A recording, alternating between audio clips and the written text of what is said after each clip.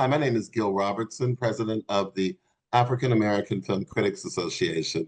Today, we're thrilled to be talking to two of the cast members of the exciting new film, I'll Be There. We're going to kick things off by introducing you to the AAFCA members who are on the call today, starting with Derek Dunn in Washington, D.C., Al McGee in South Florida, Carolyn Hines in Toronto, Christine in Tampa, St. Pete, Karan Lerwan Kelly in Virginia, and Nancy Green in LA.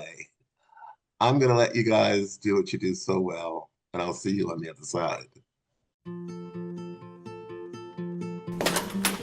Excuse me? I'm here. You're okay. Ma'am, this is a restricted area. You need to go back to the waiting area. Let's go. Come on. Who are you? I'm your sister. Who knocked over my bike? It was me, bro. It wasn't you. You think you can just do whatever you want? Jack! No! That's enough. I'm their father, not you. Why does he hate me so much? He's just jealous that you have it so good.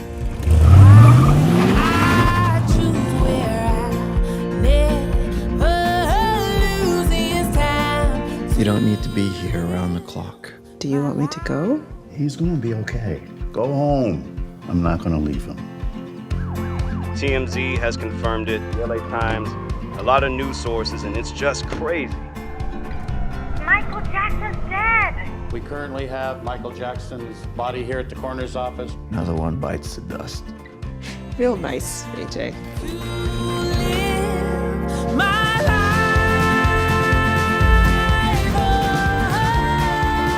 He loves you. He really does.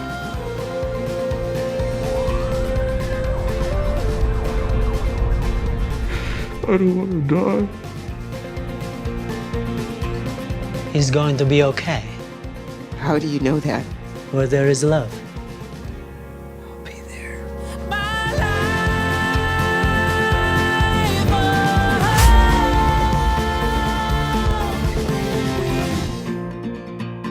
I'm Nancy Green, and my question is just basically, what drew you initially to the project? Like, what was the really big core goal for you with this project?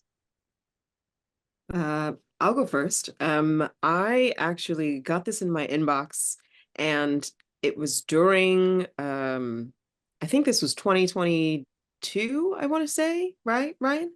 And we were still kind of coming off of the more intense version of the pandemic, and the only person that could help me with this tape was my brother. And because I read the scenes with my actual brother, the relationship kind of took hold of my heart a little bit. And, you know, we all have those very, very special relationships with our siblings. You know, we can sometimes hate them, we can like love them, we can fight for them or fight them.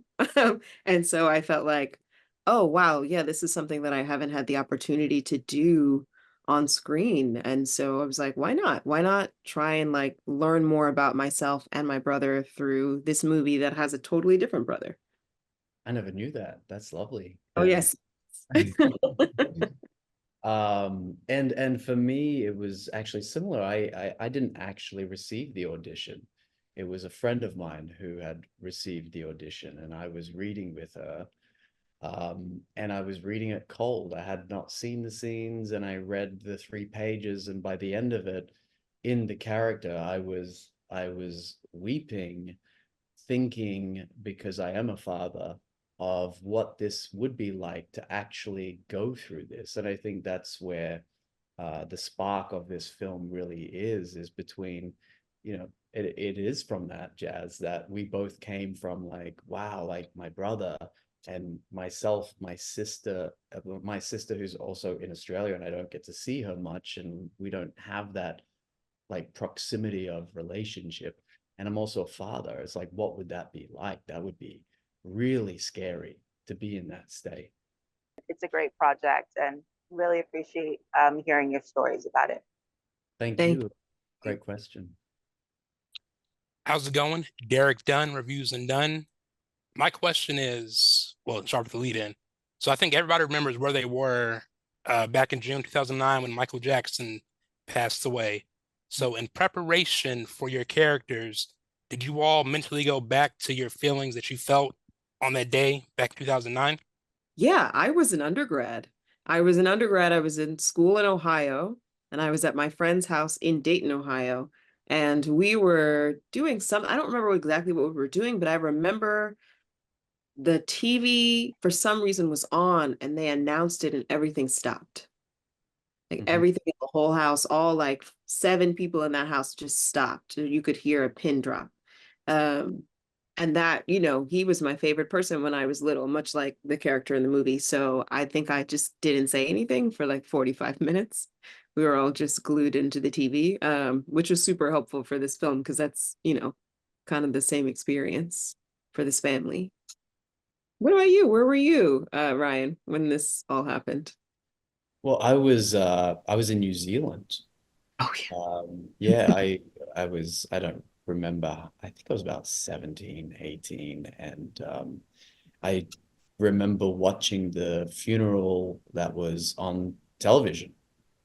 There was a lot of the whole family was there and friends were there, and my family were big hosters as you know, church family, and so it was very much it was always a full house, and we all sat around and watched as um, the funeral went down. So I was in New Zealand. Yeah, I didn't find myself so much gravitating towards the music side of that story. I think Jazz had a little bit more of that angle to explore in terms of her character.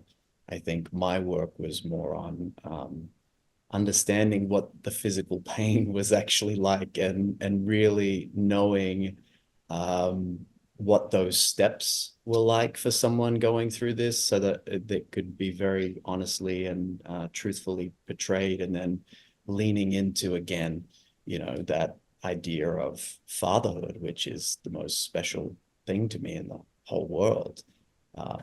So Thank you.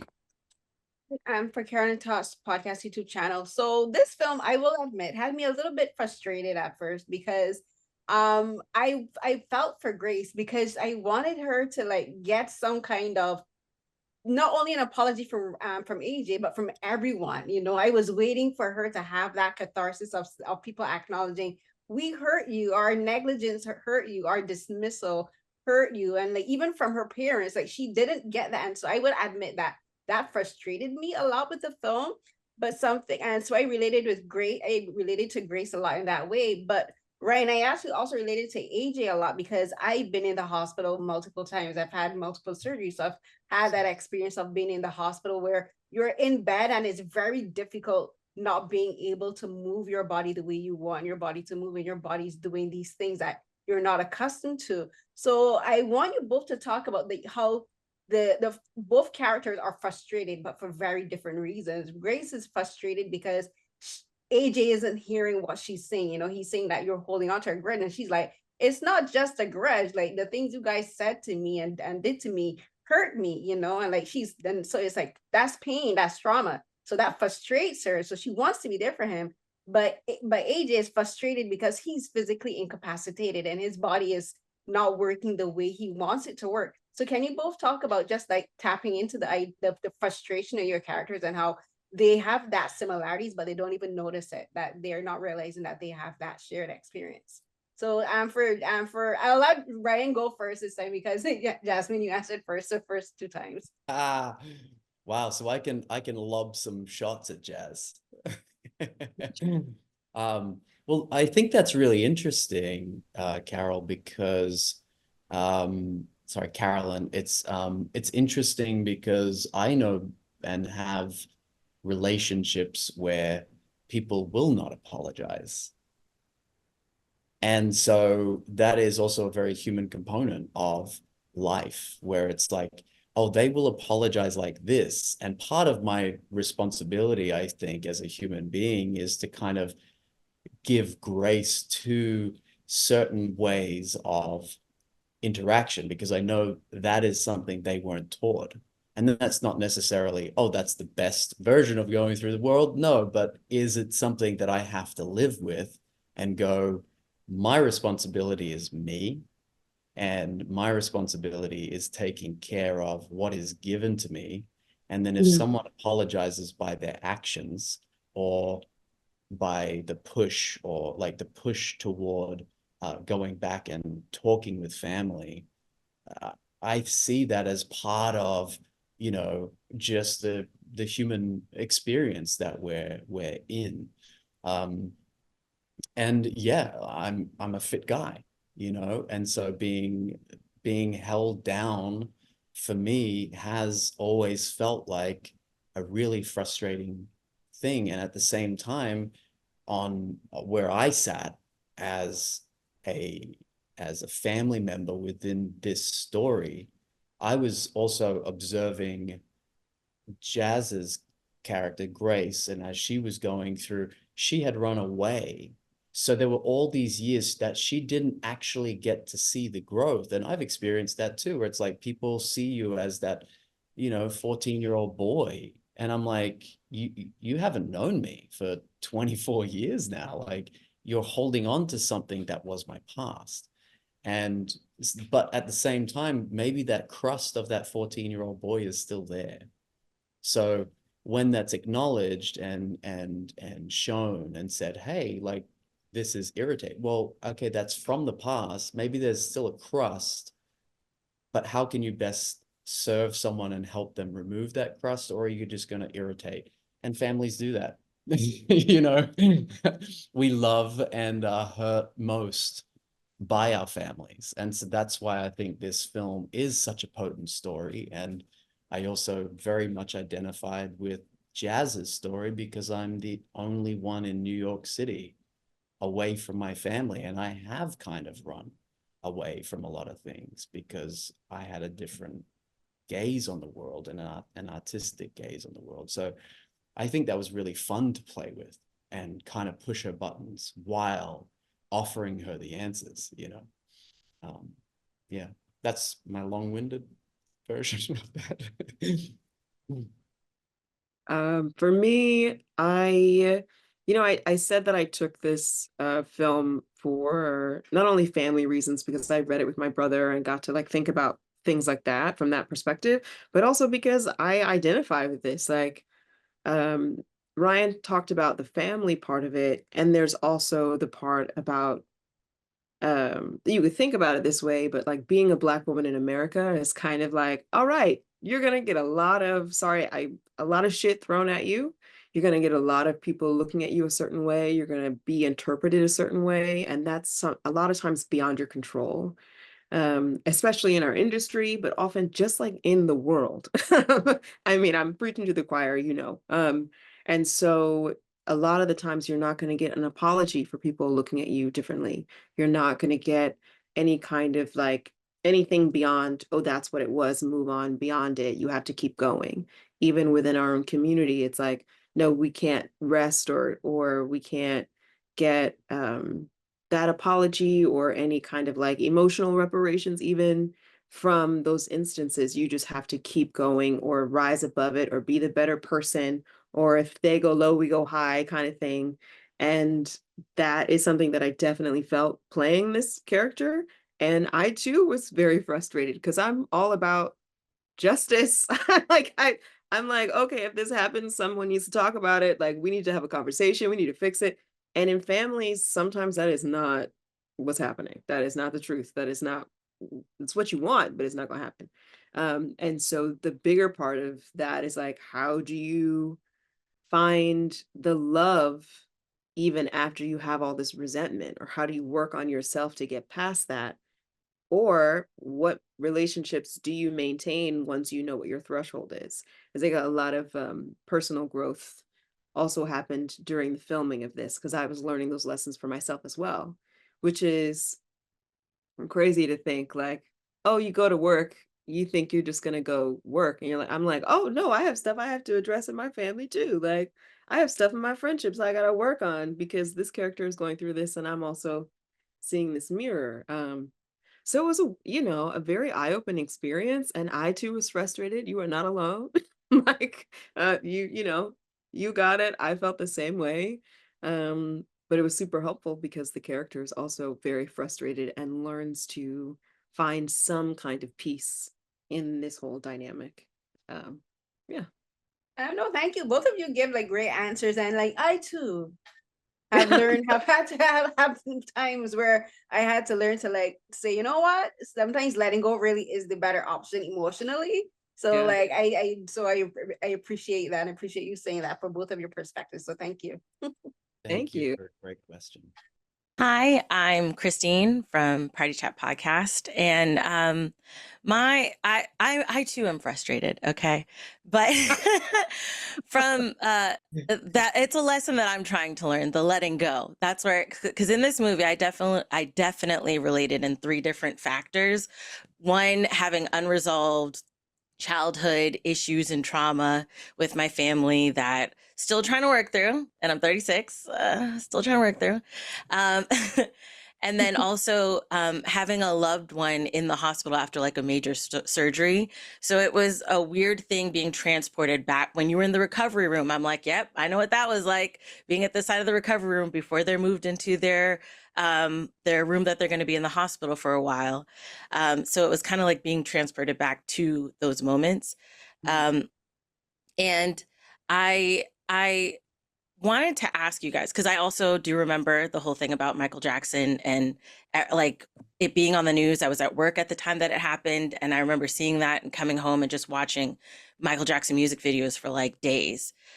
So the question I wanted to ask you both was, for this role, how would you explain the journey your characters take to someone that hasn't seen the film but definitely can relate to each of these different, baskets?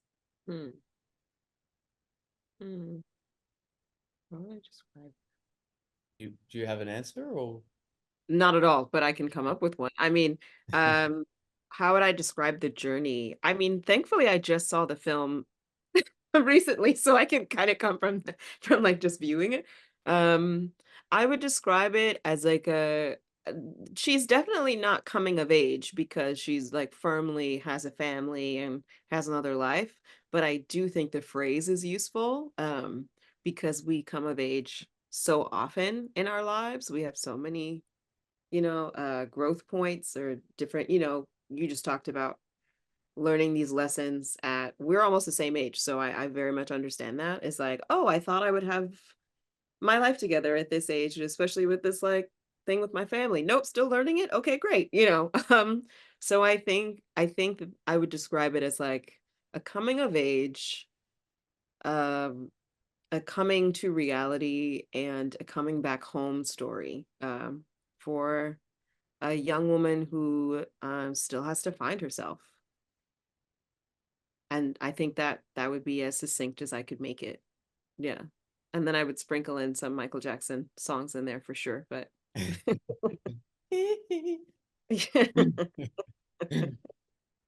Um, I actually would describe this film as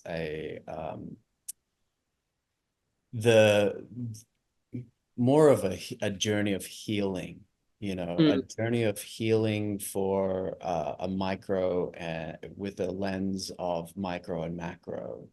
The world was going through a trauma of a loss of an iconic pop star who was very influential.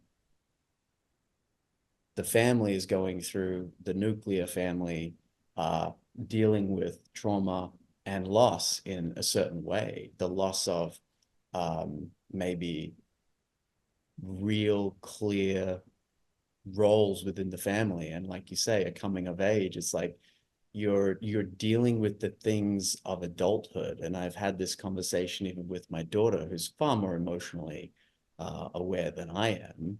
And she is saying, oh, I'm sad that I'm now going into grade 2. And I'm like, why? And she's like, well, it means I'm getting closer to being an adult. And I'm having that now. I've always wanted to, for so long, as I can remember, is I want to grow up and not be told what to do. And she's going, I don't want that responsibility almost, you know? And it's such an interesting thing of how the world hurts and families hurt. And I think that's what the juxtaposition of this was something that could be so monumentally valuable and influential to a whole generation and a whole world doesn't mean more than the people you love or choose to love and family and these pains, you know. So that's what it feels like to me.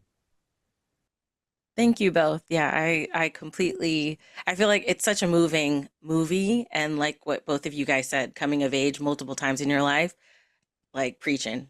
And then the aspect of micro and macro with how everybody was going through things at that time, very, very much on the nose. So thank you both.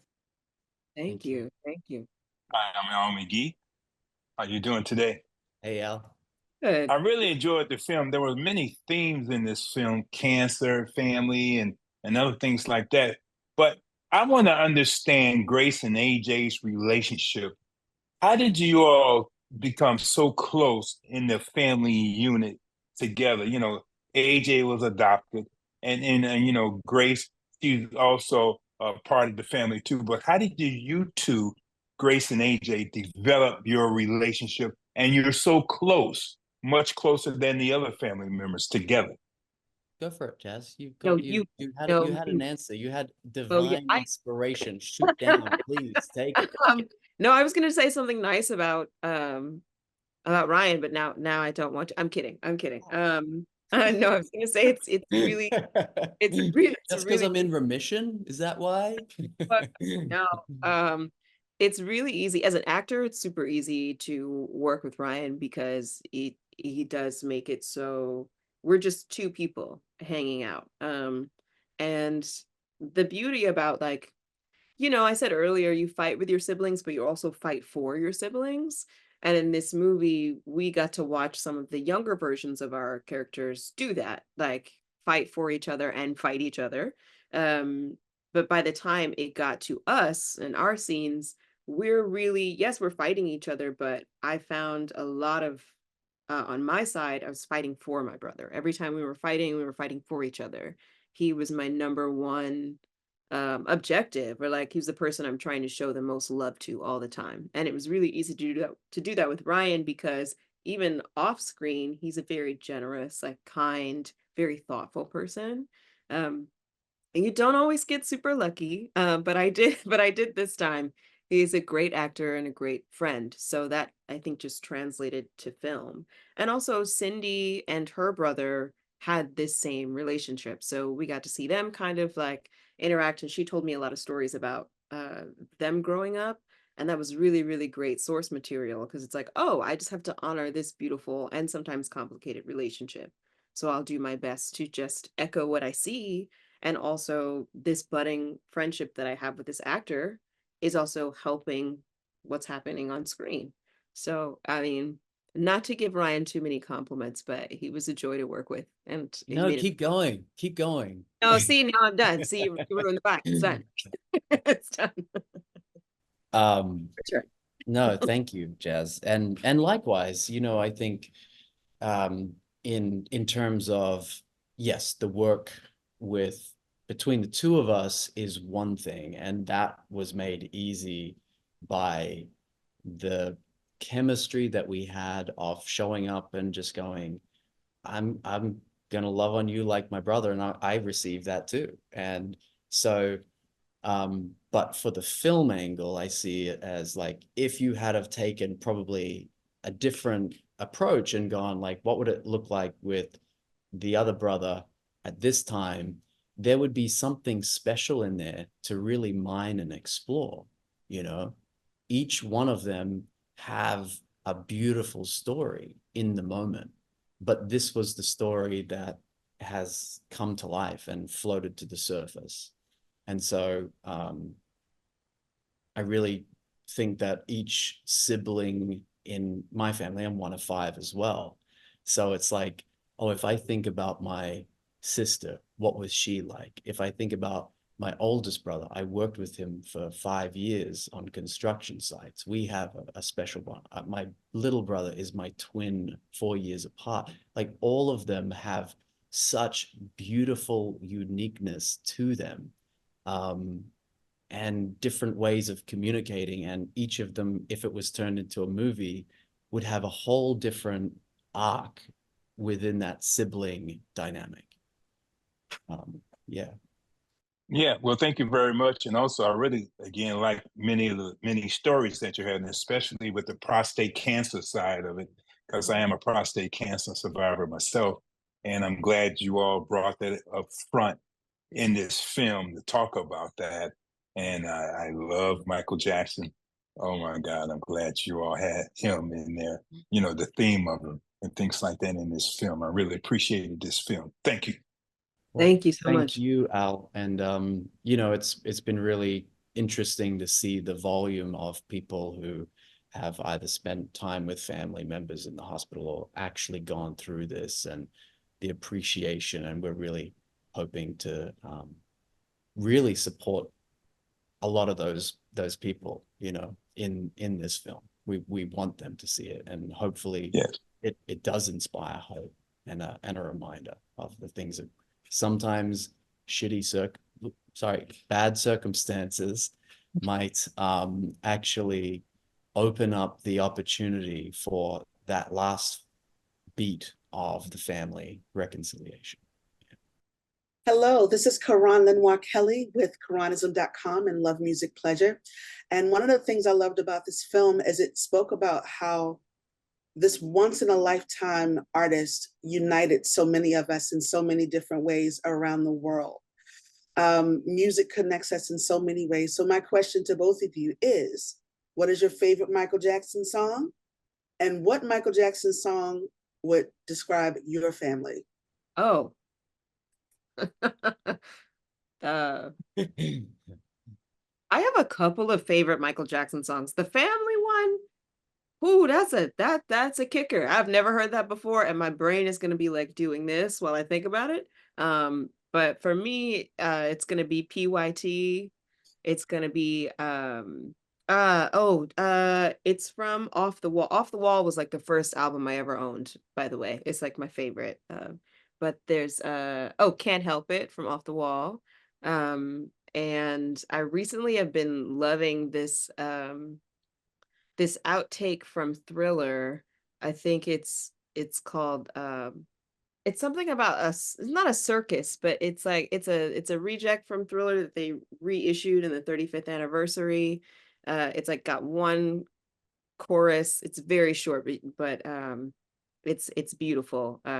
And that whole album is obviously a masterpiece. And also like Liberian Girl sometimes when I'm feeling a little saucy. I love that song. But but my family song would probably be there's a song that my mom and I used to dance to a lot. I think it's Working Day and Night, just because she was a single mom, and I think that was like some kind of like fun code we had when I was very little, because she was working all the time. But yeah, that's a great question. I've never thought about it like that. Yeah. Yeah, I mean that's a very tough one. But I feel like the classics were often played and moved to, but also the Christmas album, you know, the Jackson 5 Christmas albums. You know, my family was very much into more of the how would I say it? Less modern of the of the of Oh his wait, do you mean Motown Christmas? I'm sorry to do you mean the Motown Christmas? yeah, Motown with the Jackson 5. Yeah. Thank you. You know that was a fold-out album, right? There were actually 4 pieces of vinyl with that album. I still have it. And I really love it. But I think when I watched this film, I really thought about human nature to describe the family. And thank you so much for your thoughtful responses. Oh, thank you. Thank you. And the song's name is Carousel. Sorry, it just came to brain that I couldn't remember. Got it. Good stuff. Thank you. Jasmine and Ryan, thank you so much for your time today. This was a real good movie, and it was really good to see Michael's memory celebrated. And wow, it was just, yeah, it's something. So thank you for your efforts with this project. On behalf of the world's largest group of Black film and TV critics, thank you for joining us for this edition of AAFCA Roundtables. Have a great day.